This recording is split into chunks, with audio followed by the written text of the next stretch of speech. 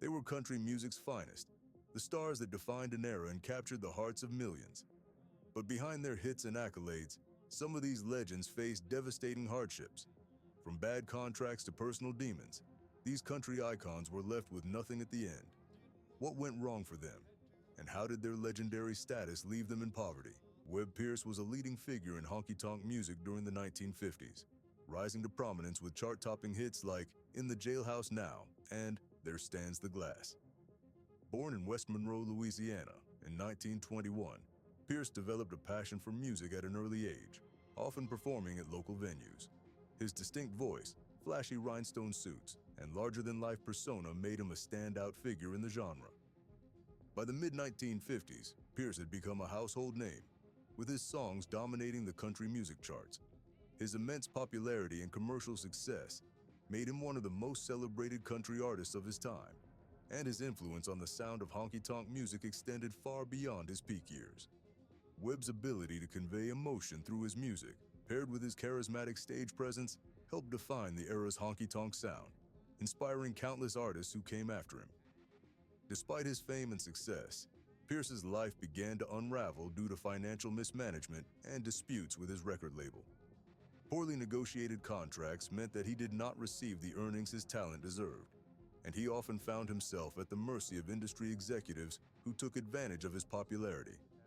His extravagant lifestyle, which included luxury cars, a sprawling estate, and an iconic swimming pool shaped like a guitar, put further strain on his finances. The high cost of maintaining his lavish lifestyle, combined with poor financial planning, left him vulnerable when his popularity began to wane. As the honky-tonk genre's dominance faded in the late 1960s, Pierce found himself struggling to maintain his wealth and status. He faced mounting debts, and the income from his past hits was not enough to cover his expenses. Pierce's story is a stark example of how even the most successful artists can fall victim to the financial pitfalls of fame, particularly when they lack proper financial guidance. Webb Pierce passed away on February 24, 1991, after battling pancreatic cancer. By the time of his death, he was largely forgotten by the mainstream country music scene, and his financial situation was dire, with little remaining from his years of stardom. The tragic decline of Webb Pierce, from one of country music's brightest stars to a life marked by financial ruin, serves as a powerful reminder of how fleeting fame can be and the harsh realities that often lie behind the glamour of stardom. His death highlighted the vulnerability of many artists who achieve rapid success without the proper financial safeguards in place, ultimately leaving them exposed when their careers begin to decline. Despite the hardships he faced later in life, Webb Pierce's impact on country music, particularly honky-tonk, remains significant. His distinctive voice, flamboyant style, and unforgettable performances influenced a generation of artists who followed in his footsteps. In 2001, Webb Pierce was posthumously inducted into the Country Music Hall of Fame, ensuring that his contributions to the genre would not be forgotten. His influence is evident in the works of artists like George Jones, Willie Nelson, and Dwight Yoakam, who all drew inspiration from Pierce's signature honky-tonk sound. His legacy is a testament to the enduring power of honky-tonk music and a reminder of the personal cost of fame in the entertainment industry. Webb Pierce's story serves as both an inspiration for aspiring musicians and a cautionary tale about the challenges that accompany success, emphasizing the importance of financial literacy and management for those in the spotlight. Roy Acuff was known as the king of country music, and his influence on the genre was monumental. Born in Maynardville, Tennessee, in 1903, Acuff began his musical journey with a fiddle, performing at local events before joining the Grand Ole Opry in the 1930s. Hits like The Great Speckled Bird brought him widespread fame, and he became one of the most recognizable figures on the Opry stage. Acuff's ability to connect with audiences, combined with his distinctive voice, helped define the sound of early country music. His charismatic performances and dedication to traditional country style made him beloved by fans and cemented his role as a leading figure in the genre. Throughout the 1940s and 1950s, Acuff's star power soared as he continued to release hit records and perform across the country, spreading the reach of country music far beyond its southern roots. Despite his legendary status, Acuff faced financial difficulties in his later years. Poor investments and failed business ventures drained his resources, putting him under financial strain. Acuff had attempted to diversify his income by investing in several businesses, but these ventures did not yield the returns he had hoped for. Additionally, health problems, including a series of strokes, made it difficult for him to tour and continue performing, which further affected his income. The demands of the road and the physical toll of constant performances began to wear on him, limiting his ability to maintain a steady income. Though Acuff was a beloved figure, the financial strain of his declining career weighed heavily on him, as he struggled to adapt to the changes in the music industry and his own waning health. Roy Acuff passed away on November 23, 1992, at the age of 89. Despite his immense contributions to country music, his estate was modest, reflecting the financial hardships he faced later in life. Acuff's death marked the end of an era for country music, as he had been a constant presence in the industry for over 5 decades. His story serves as a poignant reminder that even the greatest stars can face hardship behind the scenes, and that fame does not always guarantee financial security. The struggles Acuff faced in his final years, both financially and in terms of his health, stand in stark contrast to the immense success and influence he had during his prime. Roy Acuff's contributions to country music were immense, and his influence on the genre is still felt today. Known as the King of Country Music, Acuff played a pivotal role in bringing country music to the forefront of American culture. He was instrumental in transforming the Grand Ole Opry into a national institution, helping to make country music a mainstream genre. In 1962, Acuff became one of the first living artists inducted into the Country Music Hall of Fame, a testament to his pioneering role in the industry and the respect he commanded from his peers. Despite his financial struggles, his legacy as a trailblazer and beloved performer endures. Acuff's dedication to preserving traditional country music paved the way for future generations of artists, and his influence can be seen in the careers of countless musicians who followed in his footsteps. His story is not only one of remarkable success, but also of resilience, showcasing the challenges faced by even the most iconic figures in the music world. Bill Monroe, known as the father of Bluegrass, was a true pioneer in American music. Born in Rosine, Kentucky in 1911, Monroe grew up in a musical family, with influences from Appalachian folk and country music shaping his unique style. In 1939, he formed the Bluegrass Boys, and their performances on the Grand Ole Opry introduced bluegrass to a wider audience. Hits like Blue Moon of Kentucky became bluegrass anthems, capturing the hearts of listeners and setting the foundation for an entirely new genre. Monroe's talent on the mandolin, combined with his high tenor vocals, set him apart as a musical genius and established him as a leader in country music. His innovative blend of rapid tempos, instrumental virtuosity, and tight harmonies laid the groundwork for bluegrass music, which continues to inspire generations of musicians. Despite his influence and success, Monroe faced significant financial struggles in his later years. Bluegrass music, while beloved, had a niche audience, which made it difficult for Monroe to maintain a stable income. The genre's popularity was often overshadowed by other forms of country music, limiting Monroe's earning potential.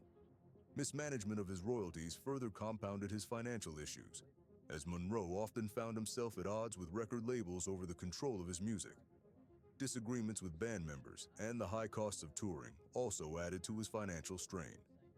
Monroe's dedication to his craft was unwavering, but it couldn't protect him from the harsh realities of the music business.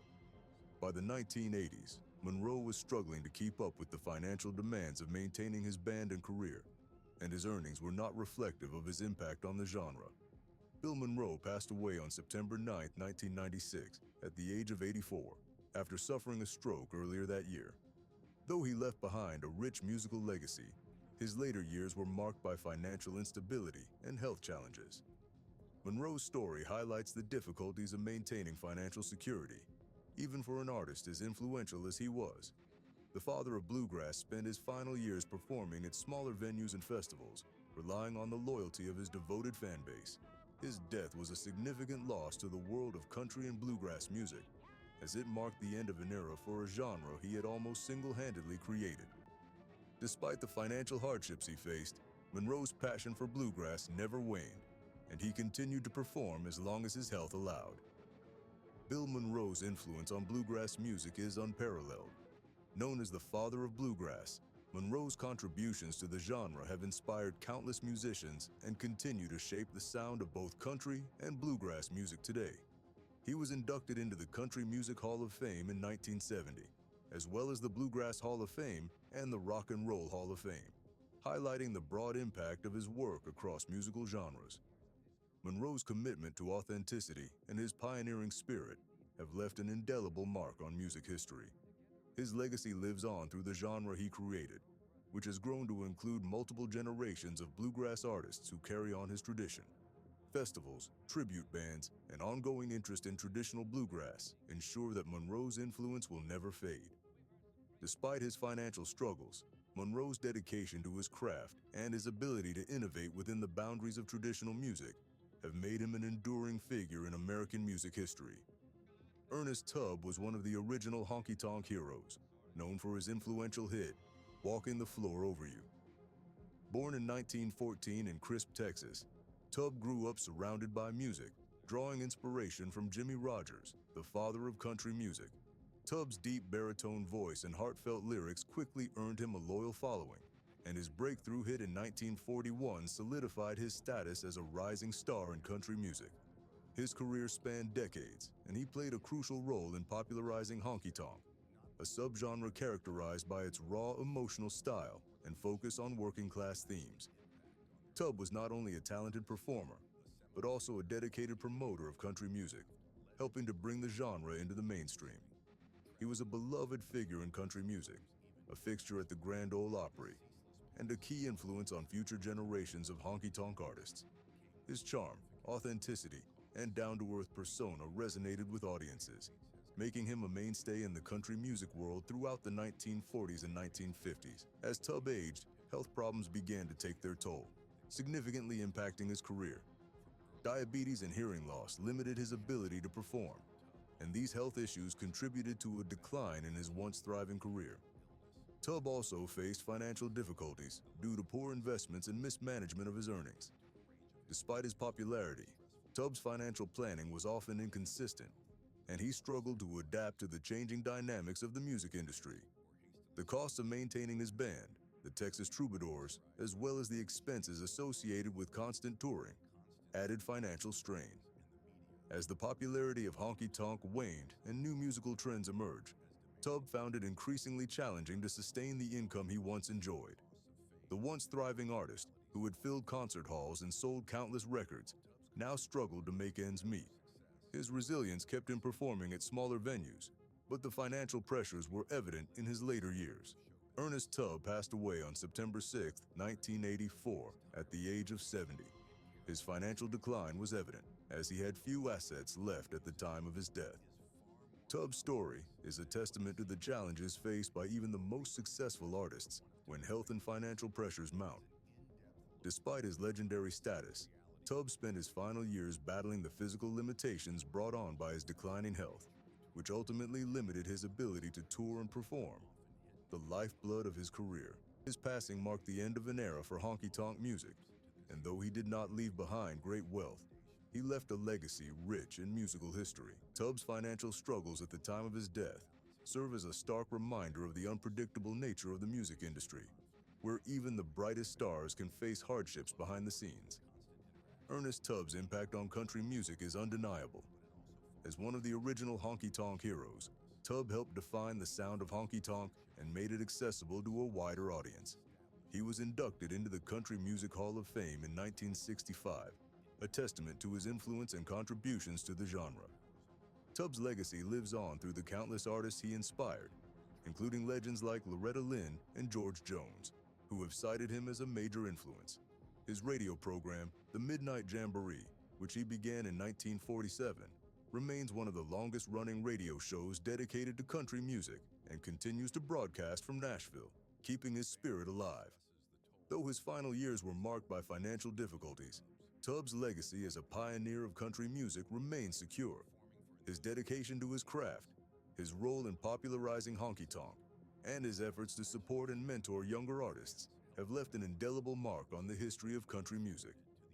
Ernest Tubb's story is not only one of musical success, but also of resilience and passion for country music, ensuring that his influence will be felt for generations to come. Claude King gained fame in the 1960s with his hit, Wolverton Mountain, which became a crossover success and an enduring classic in country music. Born in Louisiana in 1923, King grew up influenced by the musical traditions of the South, blending country, folk, and rockabilly elements to create his unique sound. His deep voice, engaging storytelling, and charismatic stage presence made him a standout artist during the golden era of country music. Wolverton Mountain, co-written with Merle Kilgore, became an anthem of its time, topping charts and resonating with audiences far beyond the borders of traditional country music. The success of the song led to appearances on popular television shows and a surge in record sales, firmly establishing King as a significant figure in the country music scene. During the height of his career, King released several other hits, such as The Comancheros and Big River, Big Man, which further solidified his place in the country music landscape. His ability to weave captivating stories into his songs earned him a loyal fan base and ensured his prominence throughout the 1960s. However, as the music industry evolved and new stars emerged, King struggled to maintain his status. The rapid changes in the music industry during the 1970s and 1980s, including the rise of new genres and the shifting tastes of audiences, made it difficult for artists like King to sustain their earlier success. Poor financial decisions, including a lack of royalties from his biggest hits and failed business ventures, left him facing financial hardships. Unlike some of his contemporaries, King did not benefit from lucrative contracts or the financial protections that are more common today. His reliance on live performances for income became increasingly challenging as bookings dwindled and his popularity waned. The decline in his popularity only worsened his financial woes, and without substantial royalties to fall back on, King found himself struggling to make ends meet. Despite his attempts to adapt to the changing industry, including performing at smaller venues and local events, the financial strain took a toll on his quality of life. King's story reflects the harsh realities of the music business, where even chart-topping stars can find themselves in difficult circumstances if they are not able to navigate the industry's complexities. Claude King passed away on March 7, 2013, at the age of 90, just a month after celebrating his 90th birthday. Despite his success in the 1960s, his later years were marked by financial struggles and a lack of the recognition he deserved from the broader music community. King spent his final years in his beloved home state of Louisiana, where he continued to perform occasionally for his loyal fans. His death marked the end of an era for those who remembered the golden age of country music and the distinctive storytelling style that King brought to his songs. Despite the financial difficulties he faced, King remained passionate about music until the end, embodying the spirit of perseverance that defined many of his generation's country artists. His passing was a reminder of the fleeting nature of fame and the challenges that many artists face once the spotlight fades. Claude King's legacy in country music is highlighted by his hit Wolverton Mountain, which became an enduring classic that continues to be celebrated today. Though his later years were financially challenging, his music has left a lasting impact on fans of traditional country, and his storytelling ability has inspired countless artists. King's contributions to the genre continue to be celebrated by those who appreciate the authenticity and narrative depth of classic country music. His work has been covered by various artists over the years, keeping his music alive for new generations. King's legacy is a reminder of the enduring power of a well-crafted song and the importance of storytelling in country music. His influence is still felt by those who value the traditional roots of country music, and his songs remain a testament to the golden era of the genre. Claude King's life and career serve as both an inspiration and a cautionary tale, illustrating the highs and lows of the music industry and the lasting impact an artist can have, even when financial success proves elusive. The lives of country legends like Webb Pierce, Roy Acuff, Bill Monroe, Ernest Tubb, and Claude King remind us that fame and fortune often come at a great cost. Despite their immense talent and groundbreaking contributions, they faced personal struggles and financial ruin that contrasted sharply with their success. Their stories highlight the need for better protections for artists and reveal the harsh realities of an industry that often prioritizes profits over people. Yet, their music and legacies endure, inspiring generations and shaping the genre we know today. These stars may have faced tragic ends, but their voices and stories continue to resonate, reminding us of the resilience and creativity that define country music.